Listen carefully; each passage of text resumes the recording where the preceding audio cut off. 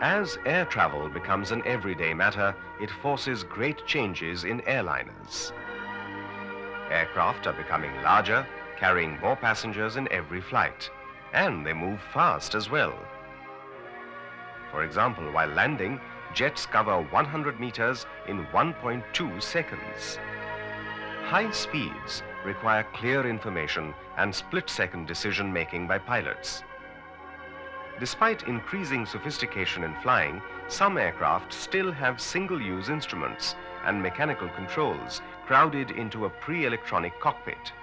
However, recent integration of electronics in aircraft, called fly-by-wire, has cleared flight decks to ease high-speed reactions. Visiting the assembly lines of a large commercial aircraft manufacturer, Turning Point discovered why this technology is becoming the norm. As aircraft become larger and faster, greater forces are needed to move them in flight.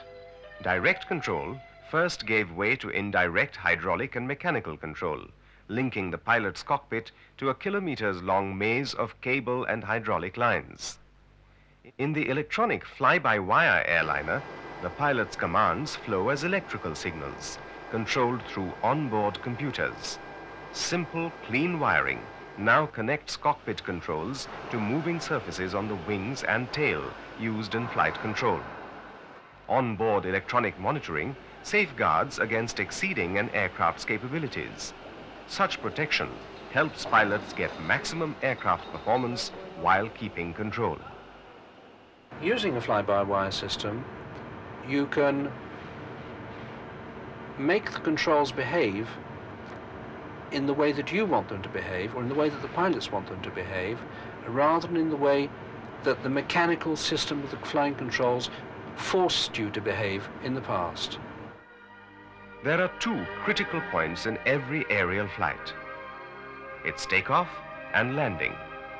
If an aircraft is landing too slow, it will stall out of control. Flying too fast or pushed too hard, the structure faces the danger of failure.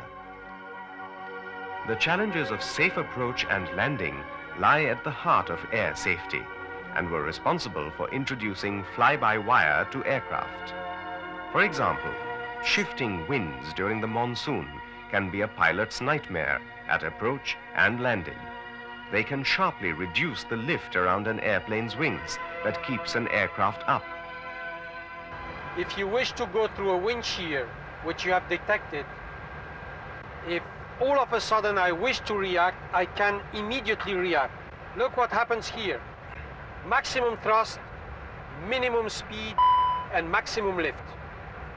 That's the way you are going to avoid to go through a shear, and you are going to save your life. This is possible only on an aircraft equipped with a fly-by-wire system. Like all other aircraft systems, the fly-by-wire system has built-in backups.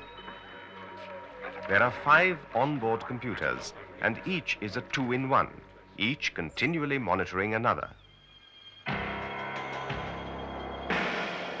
5 years since the first fly-by-wire airliner, its beginnings can be traced to the 60s. In the supersonic Concorde, and later widely used during space launches. Fly-by-wire today provides better flight information and control to the pilots who keep the world flying.